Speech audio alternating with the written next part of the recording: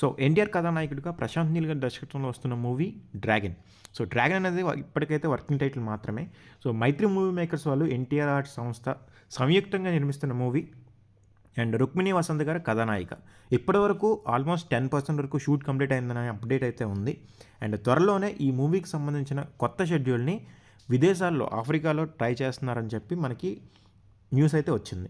So దీంట్లో భాగంగానే locations recce కోసం ప్రశాంత్ నీల్ గారు ఆల్రెడీ తన సాంకేతిక బృందం మొత్తం ఉత్తర ఆఫ్రికాలో టునీషియాలో ఉన్నారని చెప్పి మనకి తెలుస్తుంది.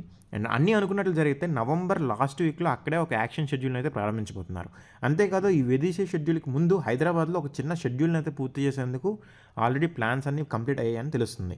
అండ్ ఈ పీరియాడిక్ యాక్షన్ డ్రామా కోసం కఠిన కసరత్తులు చేస్తున్న ఎన్టీఆర్ గారు మంచి లుక్లోకి అయితే మారారు. మనం ఆ ఫోటోని కూడా ఇప్పుడు చూసుకోవచ్చు. అండ్ మునిపెండు చేయనటువంటి శక్తివంతమైన పాత్రలో ఈ మూవీని అయితే కన్విన్స్ చేస్తున్నారు. అండ్ ఈ మూవీ వచ్చే ఏడాది జూన్ 25న థియేటర్లోకి రానున్నట్లు ఇప్పటికైతే ప్రకటించారు. దీనికి రవి బసూర్ గారు సంగీతం అందిస్తుండగా టీ సిరీస్ ఫిల్మ్ వాళ్ళు ఈ మూవీని అయితే సమర్పిస్తున్నారు. అండ్ ఈ మధ్య దీనికి సంబంధించిన రూమర్స్ అయితే కొన్ని హైలైట్ అయ్యాయి.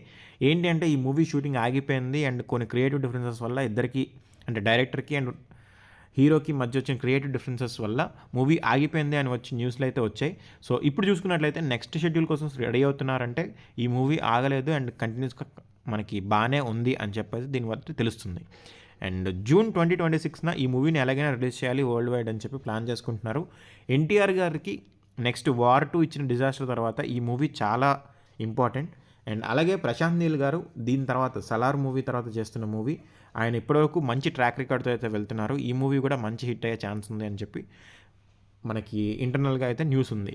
సో ఇప్పటికైతే ఈ మూవీ మీద అప్డేట్ అయితే ఇలా ఉంది.